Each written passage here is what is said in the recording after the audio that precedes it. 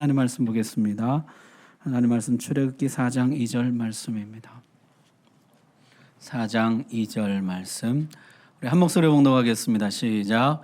여호와께서 그에게 이르시되 내 손에 있는 것이 무엇이냐? 그가 이르되 지팡이니이다. 아멘. 모세는 다시 소명을 받았습니다. 가서 내 백성을 구원하라. 잊지 않고 찾아와 주신 것은 고마운데 모세는 아직 자신이 없었습니다. 5번이나 거절합니다. 믿음이 없는 자여 책망하시고 어디 너만한 일꾼이 없어서 그러는 줄 아느냐? 치사해서 안 쓴다.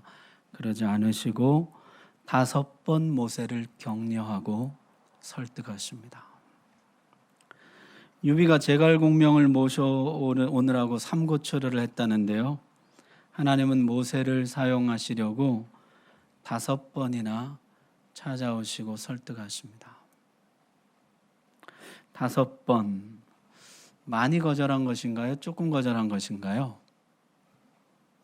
여러분은 몇 번 거절하셨습니까? 저는 목회하라고 부르실 때 10번은 더 거절한 것 같아요. 못합니다. 난 못합니다. 기도할 때는 한다고 했다가 또 내 생각으로 돌아오면 못한다고 했다가 한다고 했다가 못한다고 했다가 5번이면 상당히 양호합니다. 여러분, 우리가 다 하나님이 그렇게 놓지 않으시고 불러주셔서 여기까지 온 것입니다. 제갈공명은 지혜라도 있다지만 우리는 뭐가 있다고 그렇게 계속해서 불러주셨을까요?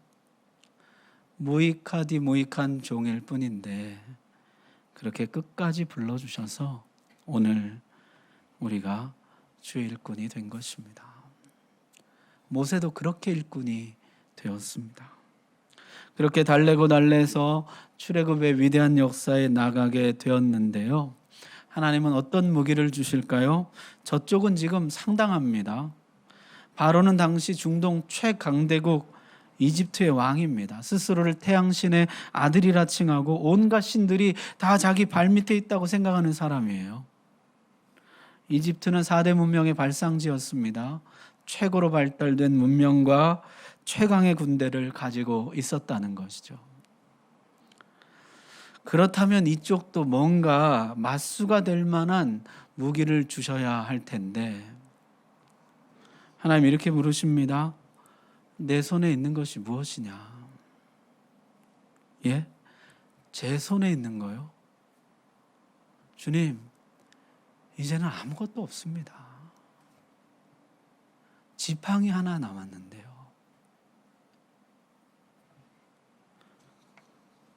그거 꽉 잡아라.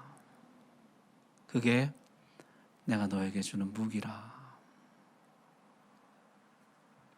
모세가 얼마나 황당했을까요? 여러분, 지팡이가 무기가 되겠습니까? 강력한 무기가 됩니다. 이 지팡이로 나일강을 치면 나일강은 피가 되고 이 지팡이를 운하와 연못들 위에 펴면 개구리가 올라오고 이 지팡이를 하늘 향해 들면 우박이 내립니다. 이 지팡이를 홍해 위에 내밀면 바다가 갈라지고 이 지팡이로 반석을 내리치면 물이 터져 나옵니다. 나중에 바로와 애굽 백성들은 지팡이만 보아도 두려워 떨었을 것입니다. 모세의 지팡이는 아무것도 아니지만 하나님의 지팡이는 최강의 무기가 됩니다. 하나님이 주시는 무기는 보면 항상 그런 식이에요. 대장수 골리앗의 무기는 얼마나 대단합니까? 노투구의 비늘 갑옷에 거대한 창에 대적 불가의 무기를 가졌습니다. 거기에 맞서는 다윗에게 주신 무기는 무엇입니까? 물맷돌이에요. 기드온에게 주신 무기는 무엇입니까? 횃불과 나팔입니다.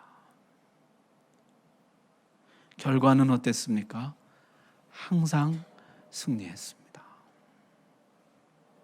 지팡이가 대단한 게 아닙니다. 물맷돌이 대단한 것이 아닙니다. 하나님이 붙잡으시니까 대단한 것입니다. 하나님 지금도 나에게 물으십니다. 내 손에 있는 것이 무엇이냐?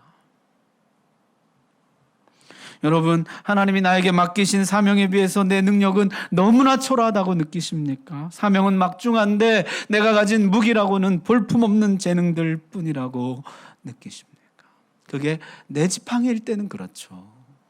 그러나 그게 하나님의 지팡이가 될 때는 가장 강력한 무기가 될 줄로 믿습니다. 하나님은 무기만 주시지 않고 이 싸움의 대상이 누구인지 알려주십니다. 세 가지 기적을 보여주시는데요. 첫 번째는 지팡이가 뱀이 되는 것이었습니다. 지팡이를 땅에 던지라. 던졌더니 뱀이 되었습니다. 뱀이라면 광야에서 지긋지긋하게 보았을 것입니다.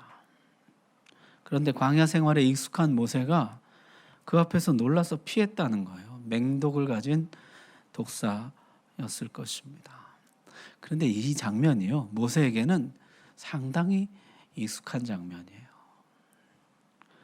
바로 이집트의 바로의 왕관에는 독사가 조각되어 있습니다. 여러분, 이게 출토된 바로상인데요. 그 가운데 보면 뭐가 있어요? 독사가 있죠. 여러분, 클레오파트라 영화 같은 거 혹시 보시면은 이 왕관에 독사를 문양으로 새겨 넣은 것을 보게 됩니다. 애굽의 수호신이죠. 그 뱀 앞에서 도망쳐 왔습니다. 무서워서. 그런데 지금 또 뱀 앞에서 도망치고 있는 것이에요. 하나님 말씀하십니다. 가서 잡으라. 꼬리를 잡으라. 목동 생활 40년에 처음 듣는 얘기였을 것이에요. 뱀을 잡으려면은 머리를 잡아야 되거든요. 이 독리를 제압하려면 머리를 잡아야 되는데 하나님이 꼬리를 잡으라. 꼬리를 잡으라니요. 상식으로 싸우면 안 되고 순종으로 싸워야 한다는 것이에요. 꼬리를 잡았더니 다시 지팡이가 되었습니다. 하나님이 보여주신 첫 번째 기적은 이 싸움의 대상이 모세 자신임을 보여줍니다. 실패한 과거의 자신과 싸워야 하고 거기로부터 생긴 두려움과 싸워야 합니다.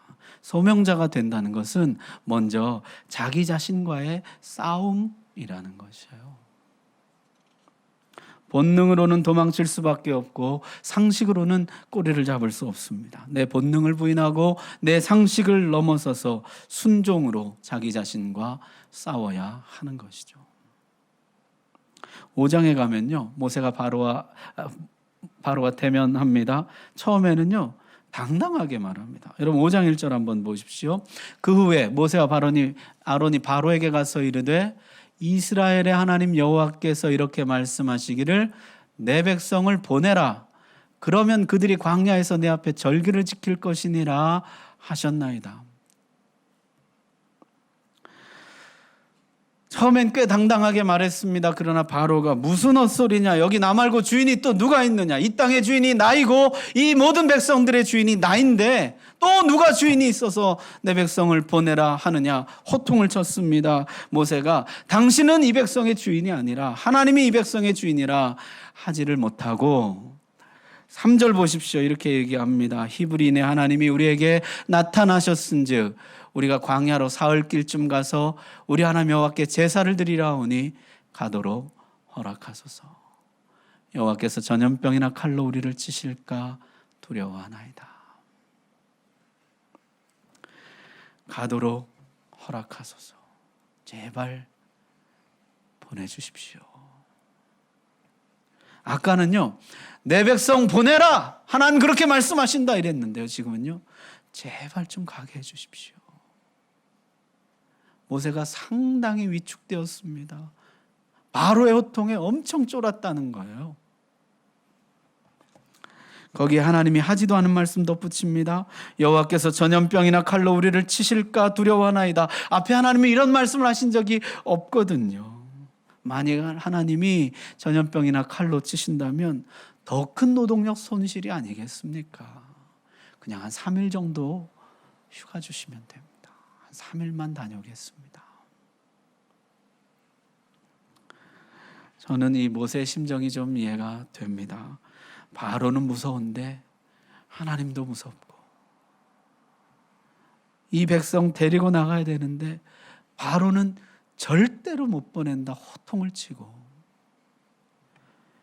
없는 말이라도 지어내서 어떻게든 소명을 완수해 보려고 기를 쓰는 것이죠. 나중에는요, 모세가 바로와 맞서 싸우고 바로에게 호통을 치고 바로를 책망합니다. 그러나 아직은 아니죠. 아직은 하나님을 알지 못합니다. 더 알아가야 돼요. 여러분, 그 대단한 모세도 처음에는 이렇게 약했습니다. 지금 작고 초라한 믿음이라도 너무 위축되지 마십시오. 하나님을 알아가면서 점점 더 믿음의 대장부가 되어갈 것입니다. 하나님이 여러분을 그렇게 만들어 주실 것입니다. 자, 또 하나의 사건이 있었습니다. 이제 사명을 받고 애굽으로 가는데요, 하나님이 길에서 모세를 만나 죽이려고 하셨다는 것이에요. 이건 또 무슨 일일까요? 모세가 아들에게 할례를 행하지 않았습니다. 모세의 아내 십보라가 아들에게 할례를 행함으로 모세는 죽음을 면하고 풀려나게 됩니다. 여러분, 모세 얼마나 놀랐을까요? 내가 이제 하나님을 한다고 했으니까 하나님이 이제 너는 내 편이다, 모든 것 다 눈 감아 주마. 그게 아니에요. 하나님은 결코 죄를 용납하지 않으십니다. 모세도 예외 아닙니다. 누구라도 예외 아닙니다. 나중에 모세는 반석에게 명하여 물을 내라는 하나님의 말씀을 어기고 반석을 내리칩니다.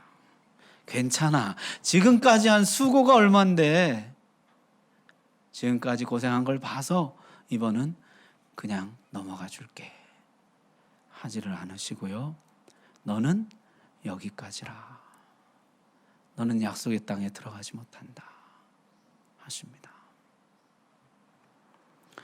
소명자가 된다는 것은 자기와의 싸움입니다.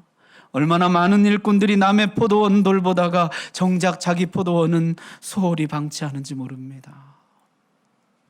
얼마나 많은 일꾼들이 주의 일을 하다가 죄를 짓는지 모릅니다. 바울도 이런 경각심을 가지고 있었습니다. 고린도전서 9장 27절에 보니까요, 여러분 우리 같이 한번 읽어볼까요? 시작. 내가 내 몸을 쳐 복종하게 함은 내가 남에게 전파한 후에 자신이 도리어 버림을 당할까 두려워함이로다. 아멘. 바울에게는 이런 두려움이 있었다는 것이에요. 전파는 잘했어요. 사역은 잘했어요. 그런데 내가 버림을 받아요. 내가 은혜에서 떨어져요.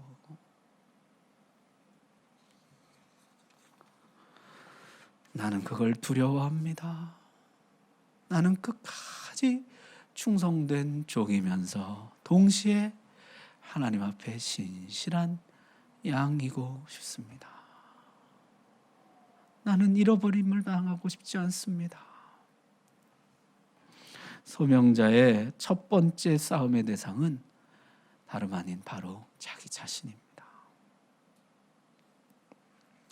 자, 그 다음에 하나님은 내 손을 품에 넣었다, 꺼내라 하셨습니다. 품에 넣었다가 내어보니까 손에 나병이 발했다는 것이죠. 예전에는 문둥병이라 그랬습니다. 손이 썩어 들어가는데요, 아무 감각이 없는 것입니다. 허옇게 버짐이 피고 비늘들이 떨어져 나갑니다. 그런데도 아무 느낌이 없는 것이에요. 지금 이게 백성들의 상태입니다. 저들은 오랜 노예 생활에 노예 근성이 몸에 깊숙이 배었습니다. 그런데 노예 근성이 자기에게 있다는 것조차 깨닫지를 못하는 것이에요. 노예 근성이 무엇입니까? 수동적인 인간이 되어버리는 것입니다. 원리와 원칙이 없고 눈치만 보고 상황만 살피다가 유불리를 따라서 왔다 갔다 하는 것입니다. 조금만 편해지면 하나님을 찬송하고 조금만 불편해지면 하나님을 원망합니다. 홍해를 건널 때는 찬송이 터져나오지만 광야길을 걸을 때는 참 불평이 터져나옵니다. 만나를 주실 때 그렇게 좋아하더니 조금만 지나니까 우리가 이 맛없는 음식, 박한 음식을 싫어하노라. 애굽에서 고기 먹던 시절이 그립고 마늘, 부추 그 시절 그립다. 애굽으로 돌아가자. 애굽이 좋았다, 애굽으로 돌아가자는 말을 수도 없이 합니다. 하나님이 왜 우리를 죽이려 하느냐는 말도 수도 없이 합니다. 하나님이 왜 우리를 이 광야까지 이끌어내서 우리를 이렇게 힘들게 하고 우리를 죽이려고 하느냐, 수도 없이 하나님께 원망합니다. 무책임하고 부정적입니다. 비관주의가 팽배하고 절대적인 확신이 부족합니다. 10번이나 하나님께 원망을 쏟아놓았다는 것이에요. 노예 근성이 뿌리 깊이 박혀 있는 것입니다. 여러분, 사람 중에 가장 섬기기 어려운 사람이 어떤 사람입니까? 불평하는 사람입니다.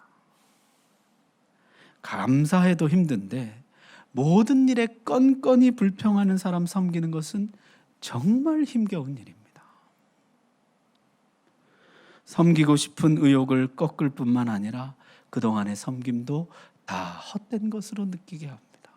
무엇보다도 섬기는 사람의 가슴에 지울 수 없는 상처를 남기게 됩니다.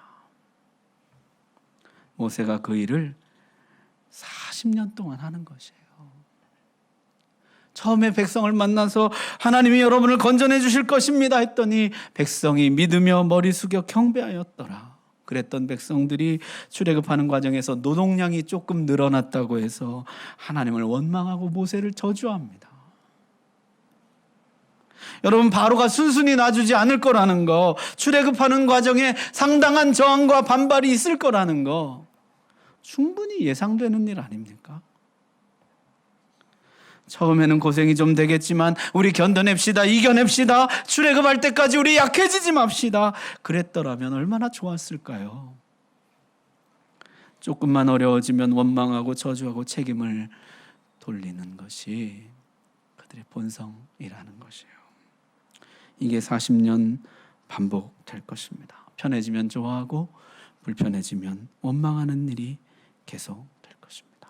이게 모세의 중요한 싸움이에요. 백성들에게 깊이 박혀있는 노예 근성을 빼내고 건강하고 튼튼한 하나님의 백성이 될 때까지 저들을 포기하지 않고 짊어지는 것입니다. 저들은 원망을 하다 돌을 들기도 할 것이며 저주를 하다 모세를 죽이려고도 할 것입니다. 모세는 인간에 대한 환멸과 지도자의 피해를 겪게 될 것입니다.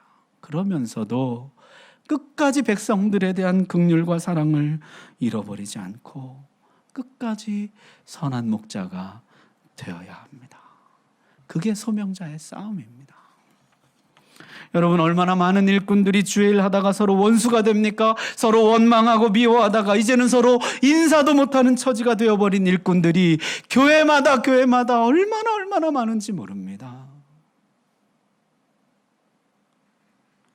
출애굽해서 약속의 땅에 들어갔는데 모세가 혼자 들어갔습니다. 다른 사람은 다 어쨌느냐? 아유, 하나님 말도 마십시오. 얼마나 불평을 하는지요, 얼마나 원망을 하는지요. 상종 못할 사람들입니다. 내가 도저히 하다 안 돼서 저 혼자 들어왔습니다. 출애굽 성공한 것입니까? 주의 일을 한다는 것이 그런 것입니다. 사람마다 다 죄의 근성이 있잖아요. 악한 본성이 있잖아요. 평상시엔 우리가 그것을 다 지나가죠. 주의 일을 한다는 것은 그 죄의 본성을 직면하는 것입니다. 사람의 밑바닥까지 보게 됩니다. 사람이 싫어지게 돼요. 인간의 본성이라는 것이 얼마나 추하고 악한 것입니까? 그거를 직면하면서 그거를 빼내고 그에게 하나님의 은혜가 들어가도록 하는 것, 그러면서도 끝까지 긍휼과 사랑을 잃어버리지 않는 것, 선한 목자로 남아있는 것, 그게 소명자의 싸움입니다. 이거는 사람 힘으로는 안 되죠. 나도 죄의 본성이 있는데 그게 됩니까? 그러니까 모세가 어떻게 하는 거예요? 매일 회막으로 가는 거예요. 매일 회막에서 하나님을 만나고 은혜를 덧입고, 그렇게 하지 않으면 모세라도 누구라도 그 일을 감당할 수가 없는 것입니다. 소명자의 두 번째 싸움의 대상은 백성들입니다. 백성들 안에 뿌리 깊이 박혀 있는 노예 근성, 죄의 근성을 뽑아내는 것이에요. 그러면서도 그들을 끝까지 사랑하는 것. 이게 두 번째 싸움입니다. 자, 마지막으로 하나님은 나일 강물을 떠다가 땅에 부으라고 하십니다. 그러면 피가 될 것이다. 이것은 나중에 바로와 애굽 백성들에게 충격이 되었을 것입니다. 애굽이 풍요로운 것은 나일강 때문입니다. 이집트 문명도 나일강이 있기 때문에 가능한 것입니다. 나일강이 없는 애굽이라는 것은 상상조차 할 수 없는 것이죠. 그래서 나일강을 섬기며 나일강에게 풍요를 기원했던 것이죠. 그런데 하나님이 그 나일강을 칠하는 것이요. 나일강은 죽음의 강이 될 것입니다. 나일강 씨는 무력하게 죽음을 맞이하게 될 것입니다. 애굽은 신들의 나라입니다. 나일강을 비롯해서 개구리, 이, 파리, 악질, 독종 모두 다 애굽의 신들입니다. 10가지 재앙은 애굽의 신들을 벌하시는 재앙이에요. 그 첫 번째는 나일강이 될 것이라. 여러분, 이렇게 한번 생각해 보십시오. 하나님이 애굽에서 자기 백성만 쏙 빼내오지 애꿎은 애굽의 신들은 왜 건드리실까요? 애굽의 신들은 왜 벌하실까요? 자기 백성만 빼내가면 그만이지. 출애굽의 목적이 무엇입니까? 하나님을 예배하는 백성이 되는 것입니다. 그런데 지금은 어떨까요? 자, 여기서 질문 한 가지 드리겠습니다. OX 문제입니다. 이스라엘 백성들은 비록 애굽에서 400년 살았지만은 애굽 신들에 전혀 미혹되지 않고 오직 하나님만 섬기며 살았다. O입니까? X입니까? 어떻게 이렇게 잘하세요? X이죠. 여호수아서에서 보니까요, 여호수아가 가나안 땅 들어가기 직전에 이런 말을 합니다. 그러므로 이제는 여호와를 경외하며 온전함과 진실함으로 그를 섬기라. 너희 조상들이 강 저쪽과 애굽에서 섬기던 신들을 치워버리고 여호와만 섬기라.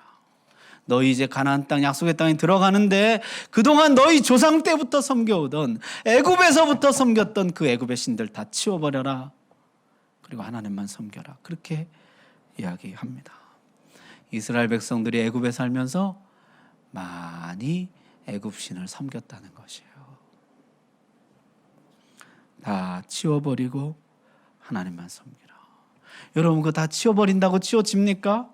애굽 신이 다 헛것이요 거짓신인 것을 드러내야지, 하나님만 참신이신 것을 드러내야지 버릴 수 있는 것이죠.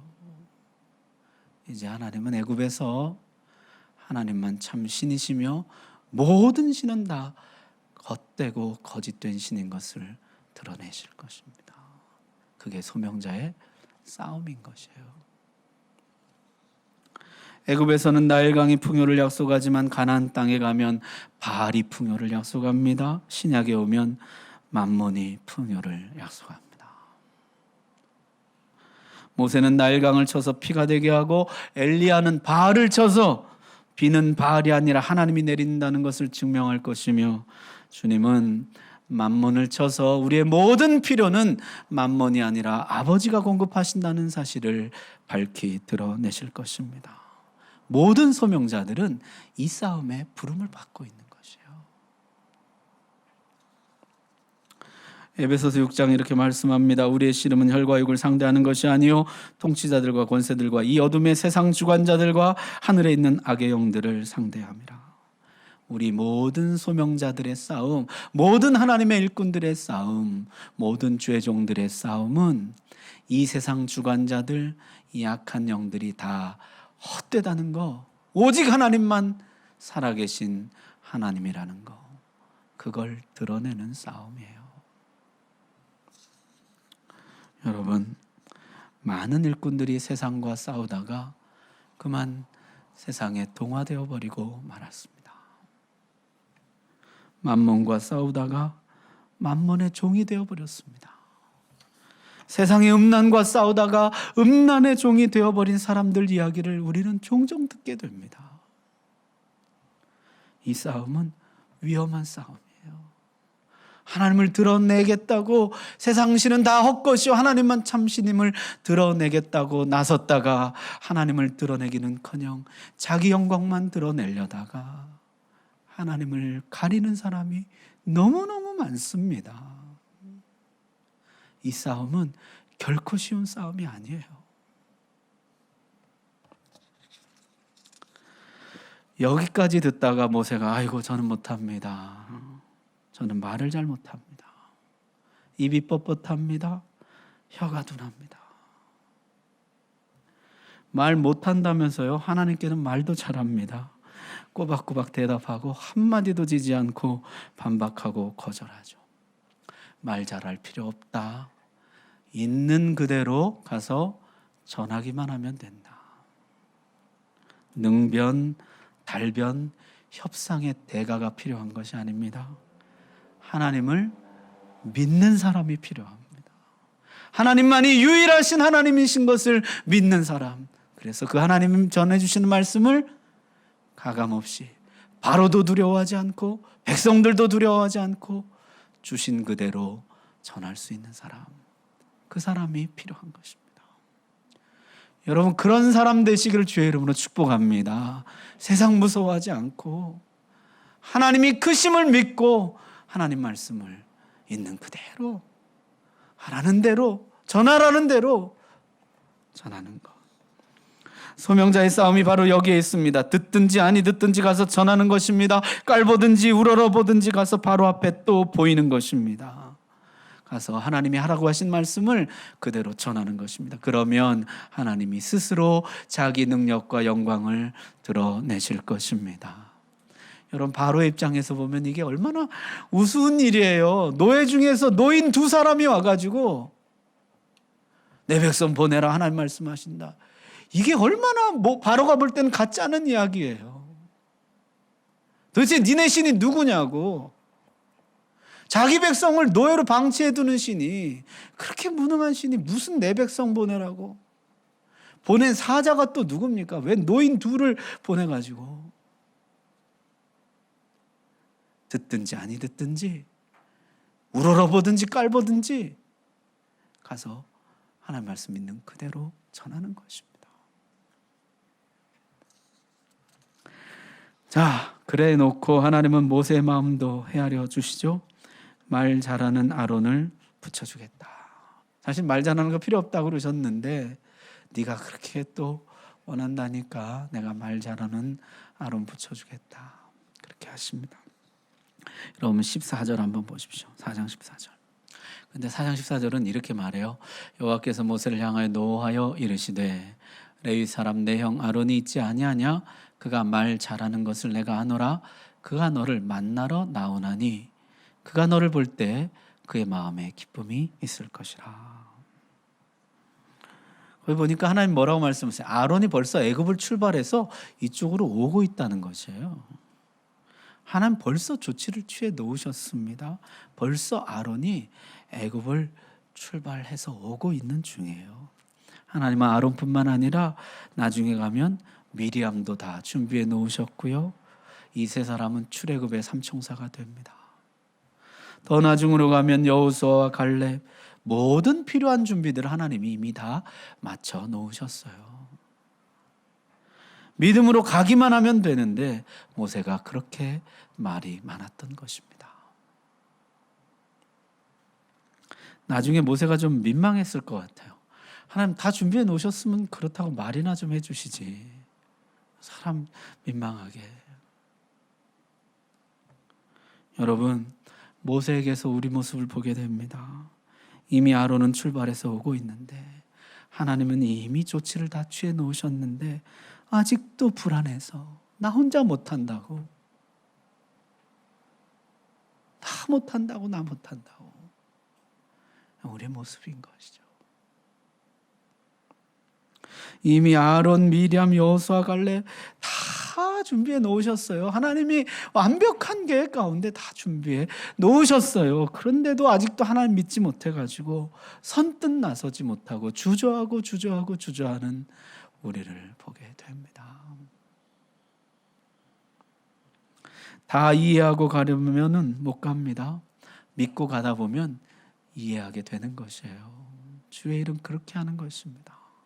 하나님을 신뢰하고 가다 보면 하나님이 다 예배해 놓으셨구나, 다 준비해 놓으셨구나, 이래서 나를 부르신 거구나 알게 되는 것입니다. 자, 하나님의 산에서 돌아온 모세는요, 장인 이드로에게 애굽으로 돌아가겠다 말합니다. 그런데 이드로가 어떻게 말하냐면요, 평안히 가라, 축복해 주었다는 것이에요. 가지 마라, 괜히 내 딸 고생시키지 말고 그냥 여기 있어라, 여기도 좋은데 네 나이에 무슨 거길 또 가겠다고 하느냐, 그러질 않고 평안히 가라 그랬다는 것이에요. 야곱의 장인 라반은 절대 보내주지 않았는데 비해서 이드로는 축복하며 보내주었다는 것입니다. 하나님이 주시는 위로와 확신의 사인이었다는 것이죠. 여러분, 저를 잠깐 보십시오. 제가 오늘 이드로 역할을 좀 하고 싶습니다. 여러분 가는 길에 하나님이 다 준비를 마쳐 놓으신 줄 믿습니다. 평안히 가십시오. 하나님을 신뢰하면서 가십시오. 우리에게 주신 일들을 다 이루실 때까지 하나님이 떠나지 않으실 줄로 믿습니다. 기도하겠습니다.